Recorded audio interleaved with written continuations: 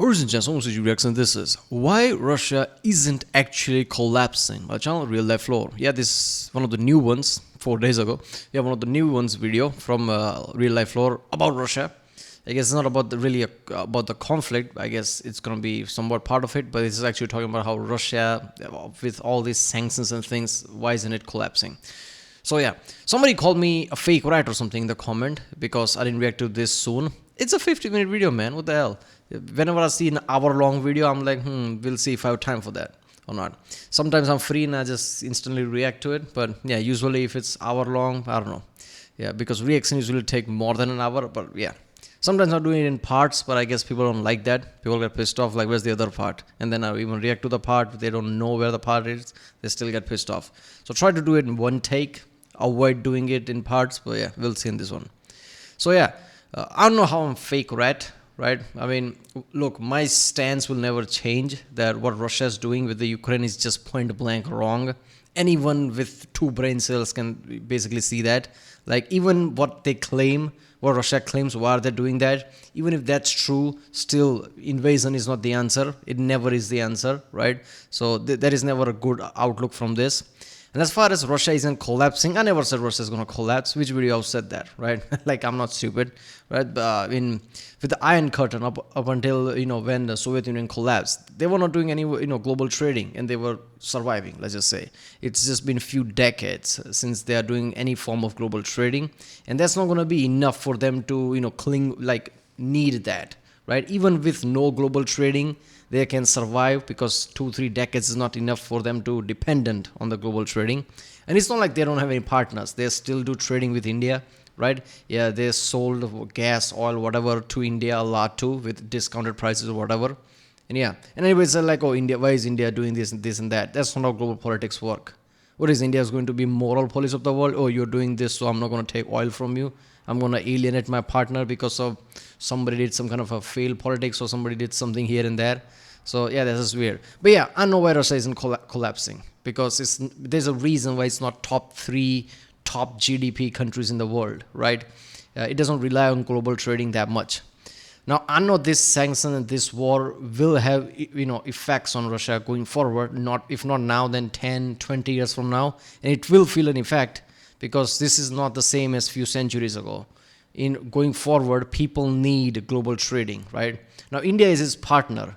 So, and India is rising economy. So I don't know if it's going to affect it or not. Just having India and some other countries, is it going to be enough or not? I don't know. But going forward, innovations are key. Global trading is key if you want to survive. But right now, obviously, it's not going to collapse. So I don't know what specific topics he's going to talk about here. Like probably go into detail, like what type of element is keeping Russia afloat. But yeah, it's going to be interesting. Let's watch it. Remember, people, if you like my Nixon, don't forget to subscribe. So I know which type of videos to react to more. Check out the Rick Sunday. There's a link in the description. And yeah, let's watch it. This video is made possible by Nebula. Use the link down in the description below to support Real Life Lore directly by signing up, where you can watch 27 additional and exclusive full-length videos in my ongoing Nebula Modern Conflict series, covering recent major wars and crises, including this video's next part covering the biggest battle fought in Europe since the Second World War, the Battle of Bakhmut.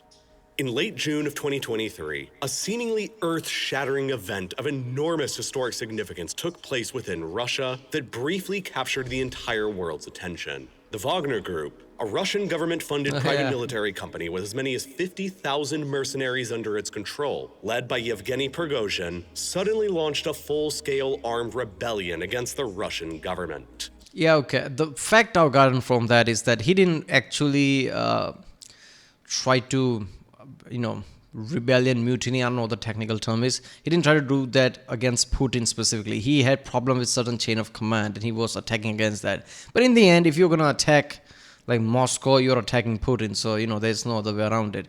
I don't know what he thought. He probably thought like, okay, Putin probably not going to get angry over this because he's not directly attacking him. But that's not the point. You attack Russian government in any form, you're attacking Putin directly. So, what happened later on was like anybody could have thought of it. It's like, if you're going to do this, do it full scale. Don't back away, because if you back away, like you're screwed completely. For over a year beforehand, the Wagner Group had been fighting for the Russians on the front lines in Ukraine and suffered very heavy casualties in the months-long battle for the town of Bakhmut. in which the organization's leader, Prigozhin, claimed to Oh, wait a minute. So when he's talking about Battle of Bakhmut, the biggest battle since whatever, he was talking about Russian-Ukraine war. I didn't even know that. I mean, I never heard of Bakhmut, so I'm like, what is he talking about? But obviously, it makes sense that he's talking about this. Holy shit! So I don't know about this. I don't think I've watched any video over this. So then next video is going to be really interesting, like of this conflict, which was the biggest battle that is. Now, what is the detail of that? have suffered 20,000 of his mercenaries killed in action. Prigozhin frequently criticized how the Russian military leadership was ineffectually carrying out the war in Ukraine, and repeatedly called out the Russian defense minister Sergei Shoigu and the Russian chief of the general staff Valery Gerasimov for incompetence. Prigozhin consistently asserted that the Russian military was undersupplying his Wagner group with ammunition and retreating from areas of the front line without informing him, often leaving the Wagner group's flanks exposed to Ukrainian counterattacks in the process. The rising tension between the professional Russian army and the mercenary Wagner group finally exploded late on the 23rd of June 2023, when Prigozhin claimed, with very shaky evidence, that the Russian military had allegedly attacked his own troops with missiles that allegedly killed 2,000 of his mercenaries. Yeah, that's something. Then, declaring himself and the Wagner group an armed rebellion, Prigozhin demanded that both Shoigu and Gerasimov... Look, here's the thing, I'm pausing too much. But I don't think that happened. And even if it did, it would be some next level shit. Because first of all, like if Putin's government doesn't want him as a mercenary, they would just remove him or reallocate him or something somewhere else. So only thing I can think of that Putin didn't know, and whoever he had beef with, those military generals, they like silently sneaked in, like, oh, we made a mistake, and deliberately hit him, the Wagner group or whatever, because of some kind of a, I don't know, anger or something. I don't know, that Putin didn't know or something. That must have been it, because I don't think this could be proper attack deliberately in any way. Because if that's the case, Putin would just reallocate and like, okay, get out of Ukraine, I don't need you there or something. They don't need to do this. Be personally handed over to him to face his own justice or else, and led around 20,000 of his mercenaries away from the front line in Ukraine, storming back across the border into Russia proper, where they quickly seized control over the major city of Rostov-on-Don, with a population of about 1.2 million people. And from there, the entire world watched on over the next several hours to see what would happen next, as the armed columns of mercenaries thundered in their tanks and trucks northwards along the M4 highway, seemingly unopposed, straight for Moscow. Along their way, they also seized control over the major Russian city of Voronezh, home to about 1.1 million people, while Vladimir Putin himself made a televised address to the nation, declaring that Prigozhin and the Wagner group were treasonous traitors, and that they would all be ruthlessly destroyed. Military defenses and barricades were being hastily prepared around Moscow to protect the capital. Again, I don't pause too much, but look, I can create this kind of a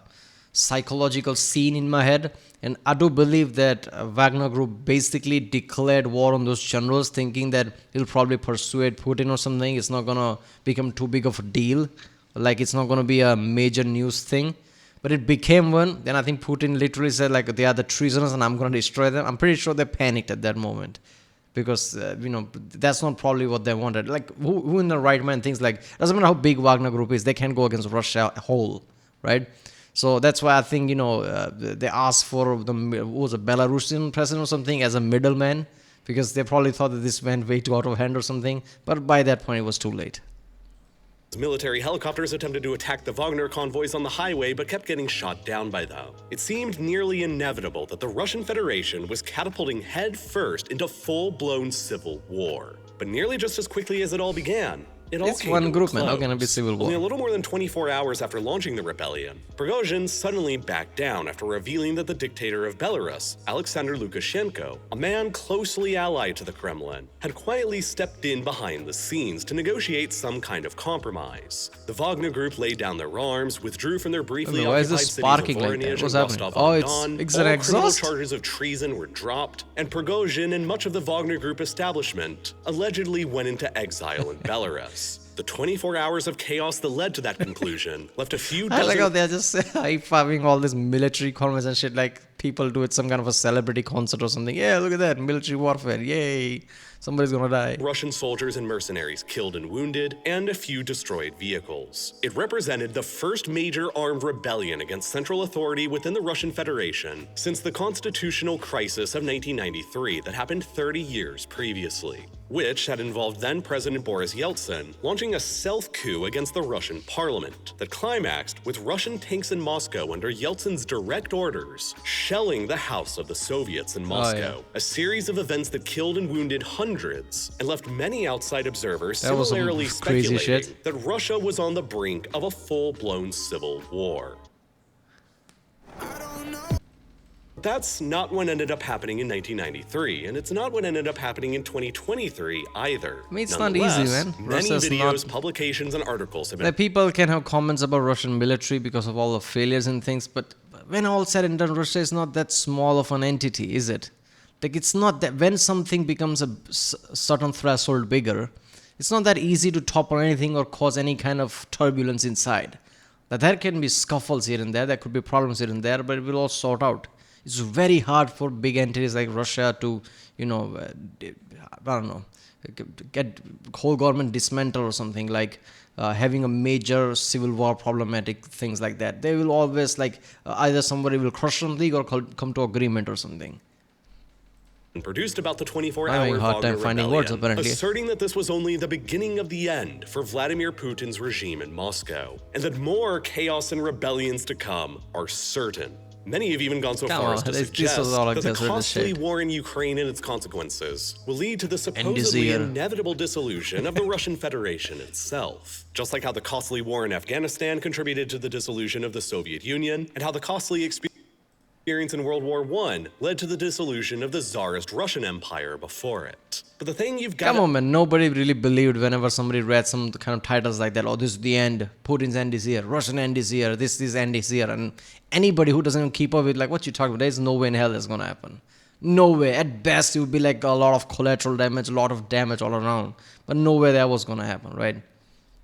to understand is that these predictions of Putin's inevitable collapse in the Kremlin have been being produced for a very, very long time, for about as long as Putin himself has been in power. There were the pieces created pronouncing the end was nigh for Putin after the humiliatingly successful Ukrainian counteroffensives in 2022 around Kharkiv and Kherson that saw the Russians losing more than 13,000 square kilometers of occupied Ukrainian territory. There have consistently been almost countless pieces produced speculating about Putin's health and suggesting that he might literally die at any moment. There were That was also countless more exaggerated, pieces come on. pronouncing that Putin was finished and doomed to lose in Ukraine immediately after the invasion began back in February of 2022, egged on by the emergence of tens of thousands of protesters taking to the streets against the war across major Russian cities. Before that, there were all the pieces produced about the inevitable coming end of Putin over the Russian government's gross mishandling of the COVID-19 pandemic, in which, depending on who you ask, anywhere between 4 Look, man, any kind of propaganda, let's just say, propaganda is in something that's not true, but is politically motivated thing. So let's just say any Western news that exaggerates something. What is the point of that? Like when something like US, which is wholly democratic based, right? And many other places where some news can cause moral instability. Makes sense that you could use that as a tool. Russia is like any news you make, and no Russian is going to believe that, right? It's not going to affect any morality in Russia, and it's not going to do anything. So what's the point of creating like, oh, end of Putin is here, Putin health is, really bad, this and that. If anything, they just create this atmosphere like this war is going to end, like make things light than where it shouldn't. It's not going to affect Russia in any way, right? That's the point. Like Russia is like, even though there is no Iron Curtain anymore, there are certain places like media and shit, which Iron Curtain is still there, right? Russia can just ban a lot of social medias, and Russia's propaganda and things makes sure that nobody listens to Western media at all. So it's not going to cause anything in Russian country, right? In Russia proper. So what is the point of all this? It's not going to have any effect.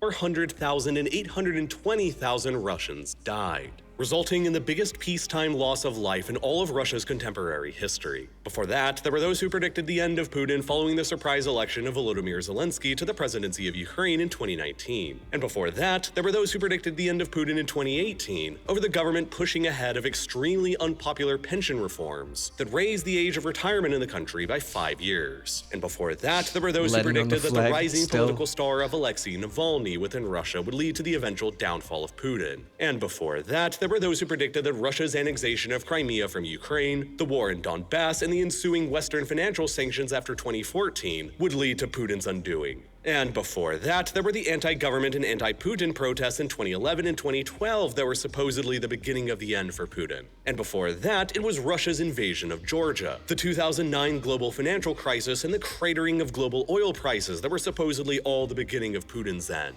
And before that, it was the inept and bungled Russian government responses to terror attacks in 2004 and 2002 during the Beslan school siege and the Moscow theater hostage crisis that spelled the inevitable doom for Putin's regime. As you can see, people have basically been predicting the end of Vladimir Putin's regime in Moscow for pretty much the entirety of the past 23 years, ever since he first assumed power in the country back in 2000. And yet, here he continues to stay. Excuse me, man. I saw like since he became the leader, like it's like I'm pretty sure it was like 1995 or something, right? That's the first time Putin came to power. I think first time he was president. Then he's like, oh fuck it, I'll become prime minister. He became prime minister. He stayed prime minister or something. Then he's like, okay, you know what? I'm going to become president. And then I think since then it's been a long, like more than a decade or something, like 15 years or something since he's been president. So he's like, president. I don't know. I'll become prime minister. You know what? Prime minister is not for me. I'll become president. Like that's some unreal shit, man. Power in the Kremlin regardless, with a sky-high approval rating recorded by the independent Levada Center as recently as July of 2023 at 82% of the Russian public. A fact that makes any popular protest, let alone a popular revolution against him taking place in Russia, seem exceedingly unlikely to happen anytime soon. How accurate are these polls? Putin currently enjoys vastly more public approval in Russia right now than nearly any other world leader does, with Joe Biden, Justin Trudeau, Rishi Sunak, Emmanuel Macron, and Fumio Kishida all falling significantly behind him. Arguably, the only world leader with more public approval right now than Putin is Volodymyr Zelensky, who enjoys an overwhelming 91% support in Ukraine. But not only is Putin still in power more than 18 months into the invasion of Ukraine and just as popular with the Russian public as ever, but nearly all domestic... whenever it's wartime, people will approve of their leader regardless of who that is, because anything else, like you can't have political instability at times of war. Like there are lots of countries, including the United States, like puts hold on everything when there's a wartime. Like nothing is allowed. Basically martial law. All democracy gets sidelines at that point. Like we'll talk about everything when war is done, right? So yeah. Opposition against him appears to have been crushed as well. The anti-war protests that flared up across the country in early 2022 were relentlessly repressed, with nearly 20,000 Russians getting arrested and detained by the authorities and hundreds of thousands of others fleeing the country altogether. Alexei Navalny, often seen as the face of the Russian opposition to Putin in the West, has already been sentenced to 30 years in a Siberian penal colony on charges of alleged fraud and extremism, and is facing additional charges of alleged terrorism still to come. At 47 years old as of the making of this video, Navalny will likely spend the rest of his life in prison unless the still popular Putinist regime comes to an end first. Damn. Not only does Russia continue to occupy about a fifth of Ukraine's internationally recognized territory, an area about the same size as Austria, but the Russian economy and Russian society... He's supposed isn't like, okay, I'm gonna be there, opposing him or whatever. Just like 30 years to prison.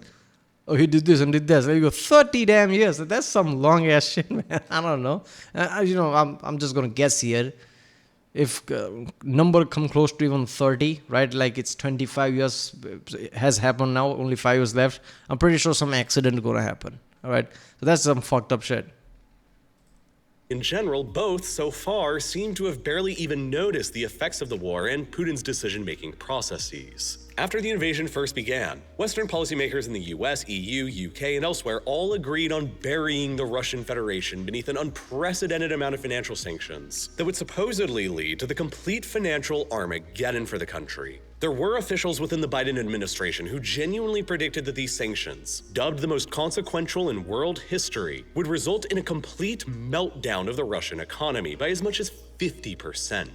But against nearly all of these Western How? expectations and predictions of immediate financial catastrophe for Moscow, by the end of How?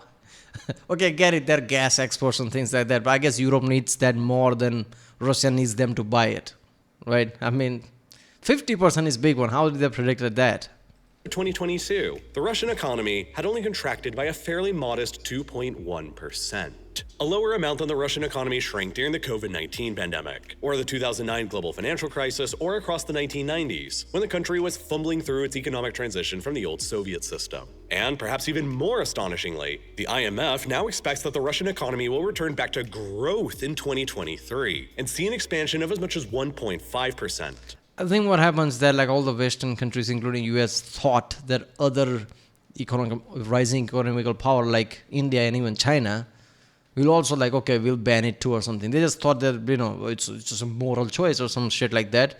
They're probably not gonna buy things as well or something. Like they're gonna be afraid of West.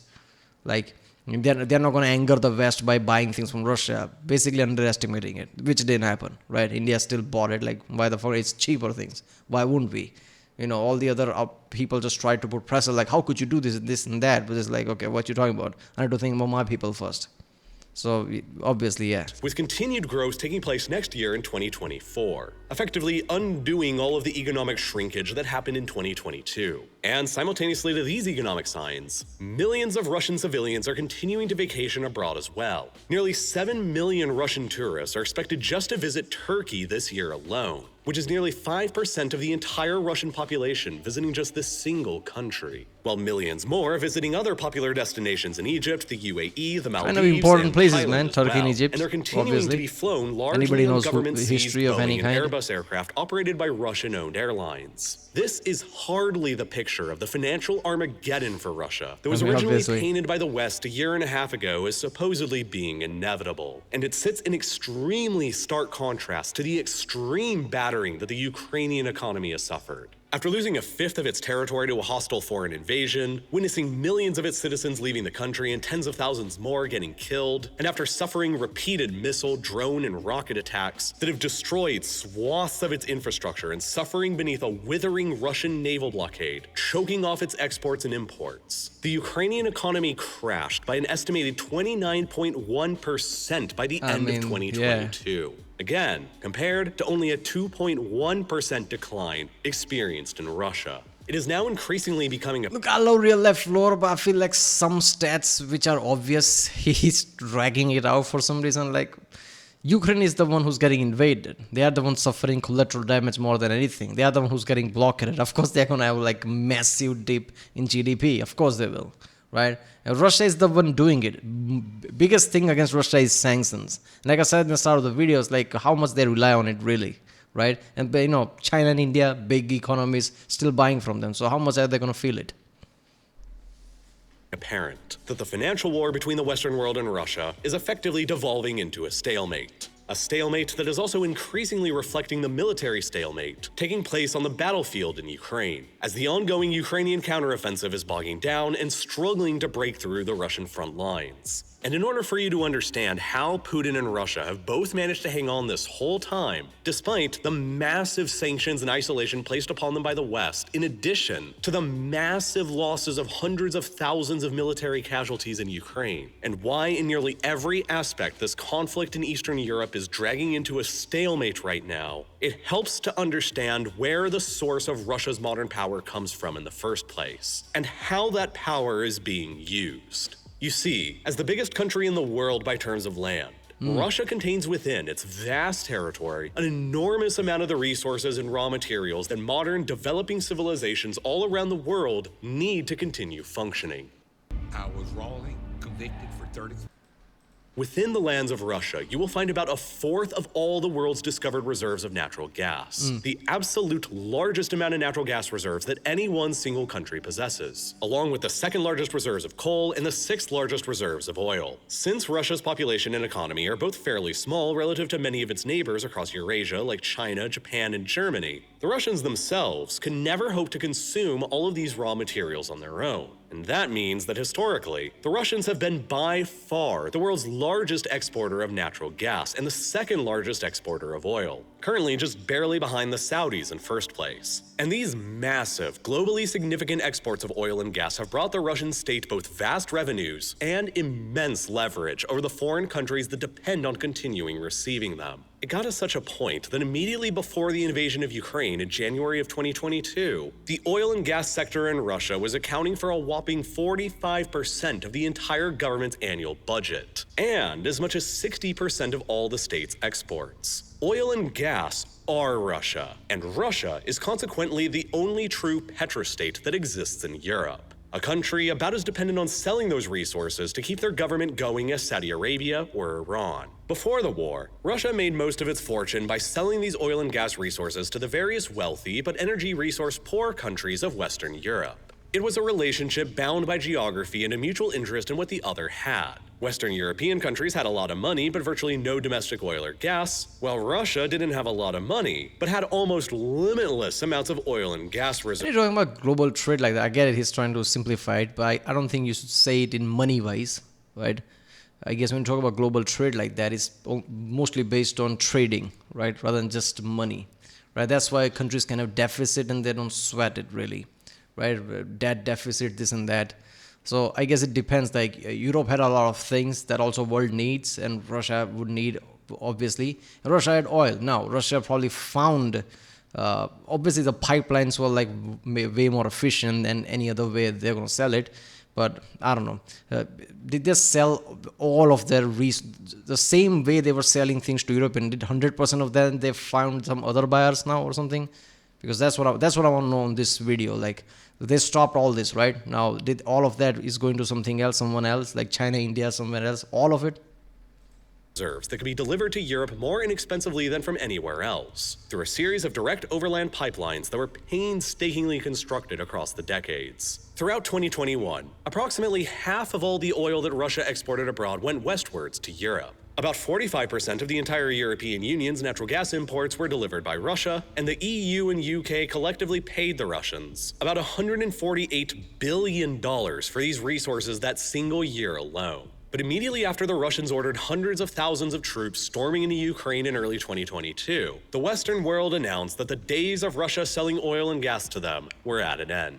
By the end of 2022, Russian energy exports to the EU, UK, and US were all either completely eliminated altogether or severely reduced in scale, with the aim of depriving the Russian government of funds it needed to continue waging the war in Ukraine. The US eliminated all of its own fairly small imports of oil and gas from Russia almost immediately after the invasion began, while the European Union, traditionally Moscow's largest market for energy exports, had to take a little longer in order to adjust. Nonetheless, they still banned virtually all seaborne Russian oil imports by the end of 2022, and reduced Russia's share of its natural gas imports from around 45% immediately before the invasion to below 10% by the start of 2023. In order to replace the enormous amounts of suddenly lost Russian oil and gas, the European Union acquired additional piped gas coming in from sources like Norway, Algeria, and Azerbaijan, combined with vastly increased amounts of seaborne LNG imports from Qatar and the United States, who has since replaced Russia as Europe's largest single natural gas provider. By the end of 2023, Russian natural gas exports to the European Union are projected to hit an effective rate of 0, violently symbolized by the mysterious bombings of the twin Nord Stream pipelines running beneath the Baltic Sea, directly between Germany and Russia, that took place in late 2022, rendering Russia's largest direct pipeline project to Europe that cost more than $20 billion to construct completely useless. The very, very long energy for money relationship between Russia and Europe thus ended with a dramatic bang. Going even further, however, the Western world knew that the Russians could and would likely just divert much of their energy resources to other markets after getting locked out of Europe and North America. The dilemma that the West faced here, though, was that they couldn't possibly afford to just completely block the Russians from being able to do this. Their sanctions on Russian energy exports were too tight and completely restricted Russia's ability to sell any other oil and gas to anyone, then yes, 45% of Russia's government budget would immediately get blown up and their ability to fund the war in Ukraine would be crippled. But it would also mean that Russia's massive contribution of 11% of the entire world's oil production would just be completely removed from the entire outside world supply, which would have resulted in a global supply shock of catastrophic proportions and sent the global price of oil spiraling even higher than it already was, resulting in even worse inflation for countries all around the world, since nearly every company in the world depends on oil for at least some part of their overall operations. And the higher oil costs go, the higher companies have to raise their prices in order to offset those higher costs. So, in order to encourage Russia to continue exporting their oil onto the world market to keep the global supply of oil steady, while simultaneously cutting into their potential revenues earned from selling that oil that would go towards financing their war in Ukraine, the G7 nations, consisting of the United States, Canada, the European Union, United Kingdom, and Japan, plus Australia, all introduced what's called a price cap sanction on Russian oil. Under this sanction, maritime service companies involved in things like insurance, shipping, logistics, and finances, operating within the G7 countries plus Australia, are allowed to continue helping move Russian oil and petroleum products around the world, but only if they are purchased beneath the targeted price cap set by the coalition. Right now, of $60 a barrel, well beneath the average global benchmark price, which has averaged between $70 and $82 per barrel all throughout 2023. This is important because the G7 countries plus Australia are home to about 90% of the relevant maritime insurance and services companies operating in the world. And basically every single port and major canal anywhere in the world requires ships using them to have legitimate insurance in order to proceed. So basically, if Russian companies exporting oil or third-party companies anywhere in the world want to import Russian oil, and they want continued access to mainstream Western insurance and services companies to do so, Russia has no other choice but to sell the oil used in these transactions at or beneath the below-market rate price cap.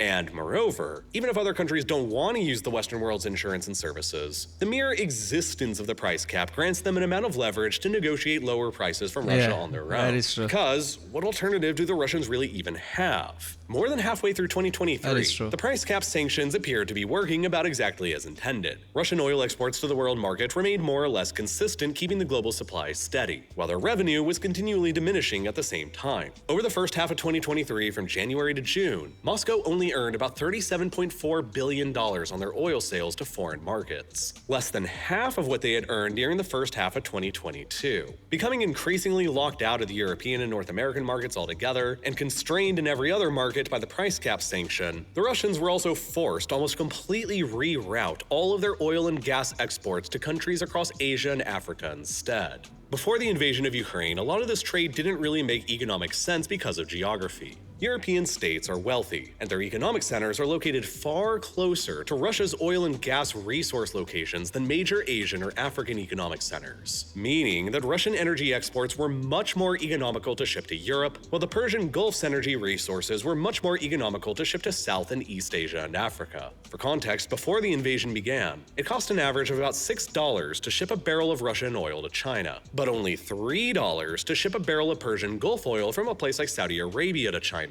And thus, East Asia imported most of their oil from the Persian Gulf, while Europe imported most of their oil from places like Russia and Norway. But the Ukraine invasion and the Western price cap changed all of that, as Russia became forced into selling their oil for massive discounts onto the world market to the tune of $20 less per barrel than the global benchmark. See, the thing is, obviously it doesn't make economical sense to sell something like someone to Asia compared to Europe. Because Europe is easy, they are wealthy, and obviously you're going to make a lot of money. But if you have to, you can sell to Asia and still make profit.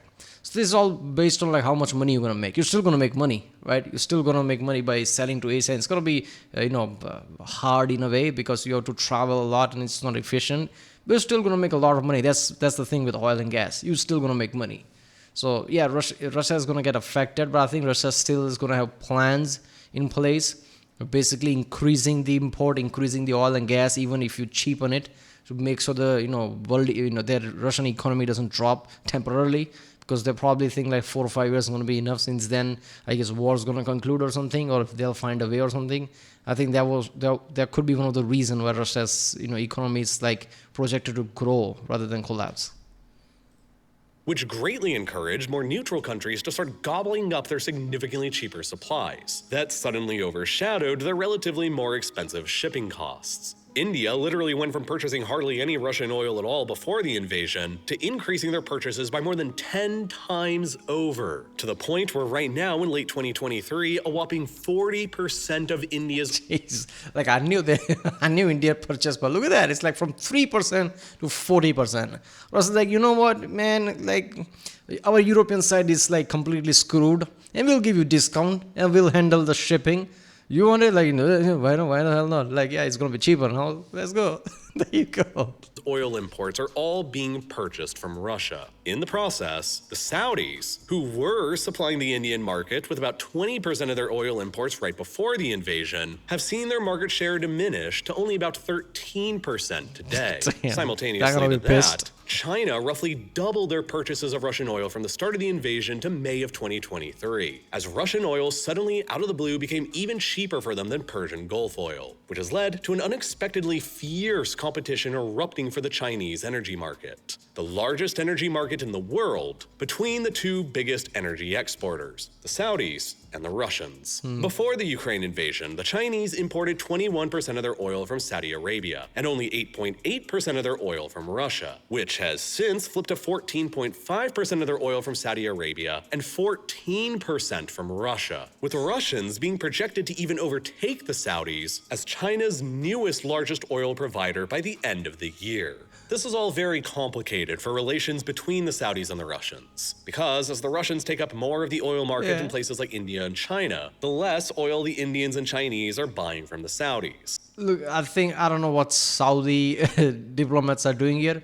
India thing is like I said, like Indian Russian relation is like strong. Like that's like, yeah, you know, Russia's giving us cheaper oil. Why the fuck wouldn't we take that? Like they can just say that to Saudis. Saudis like, yeah, at least I understand that. With the China, I don't know how strong relations are there between China and Russia. Obviously, there's similarities, so it's going to be strong enough. So that's where it's going to feel a lot stronger to Saudis. Like even China, man, come on. And if it grows, like they buy more from Russia, but still take enough from Saudi, it'll be fine. But Saudis is diminishing. Like I don't know. I don't know how they're going to respond to that. Like I'm pretty sure Saudi and US is like good partners, aren't they? Like because of oil or something. So I guess they're just gonna tell the US like, this is you and your NATO's doing. Take my oil now. I don't know. I'm hitting my bank is hitting now. Like I'm losing money. So I guess they're gonna pressure US to buy oil or something. I don't know. Which means the Saudis are earning fewer dollars to fund their ambitious and critical Vision 2030 reforms. In order to compensate for Saudi Arabia's lost market shares in Asia and the West's price cap on Russian oil, both of which are hurting Russian and Saudi oil revenues, the two countries have begun jointly agreeing to cut their oil production levels throughout 2023 to try and reduce their usually massive supplies of oil to the global market in order to raise the global price of oil, which will forcefully increase their own oil revenues in the process to offset Saudi Arabia's declining market shares and the enforced price caps set on Russia. By September of 2023, Saudi Arabia is expected to have cut their production. Makes sense. G7 countries did this. Like, if you want to sell it, this is the threshold you have to sell it. This will give like monopoly to a lot of countries. Like, oh, look at that. You know, this is what all the G7 countries said. You wanna sell, you have to sell it to us cheaper. And they probably banked on Saudi Arabia backing them. But since Saudis are the one who's taking real like hit on the money basically overall, because their exports are completely diminishing, they're like, fuck that. They basically just called Russians like, okay, you know what, let's join together and just reduce oil altogether. So at least prices doesn't tank that much. I guess that makes sense. So this basically makes anything G7 did like non-existence. Right? Because they can say like, oh, we'll do this only for $60, and then actual oil like decreases, they stop selling to certain countries panic, and they say, screw G7, man, sell us to us. We'll give you the money you want. Only 9 million barrels of oil a day, while Russia is expected to cut down to a similar 9.1 million barrels per day. about 2 million barrels a day less than they each were producing last year in 2022. And in order to push back against them a bit, the United States is expected to increase oil production to an all-time record in 2023 of 12.6 million barrels per day, which is a deliberate attempt to try and offset the inflationary pressures caused by the Russians and the Saudis decreasing their production. US economy is going to grow apparently oil now war suddenly. is being fought between the Americans and the Europeans on one side, who want lower oil prices both to tame inflation and to hurt the Russian war machine in Ukraine, and the Russians and Saudis on the other side, who want higher oil prices for very different but nonetheless momentarily aligned reasons. Russia wants more money to fight in Ukraine and This is not stabilize going to their cause economy, global while the conflict at Saudis want all. more money to Future fund is their just great. multi-trillion-dollar economic and societal reforms. Ultimately, Russia is still managing to sell large amounts of its oil and gas resources to neutral countries like China, India, Turkey, and even non-neutral entities like the European Union. Though the amount that the Europeans have bought this year is about 4 times less than the amount they purchased last year, and is continuing to decline further towards zero as Europe continues finding alternative supplies elsewhere. I remember some European diplomat or something telling Indian diplomat basically, why you buying this oil? Like why are you feeding the war economy? Saying like you're buying more than us. What you talking about? I can see that now. 18.4 compared to 12.8.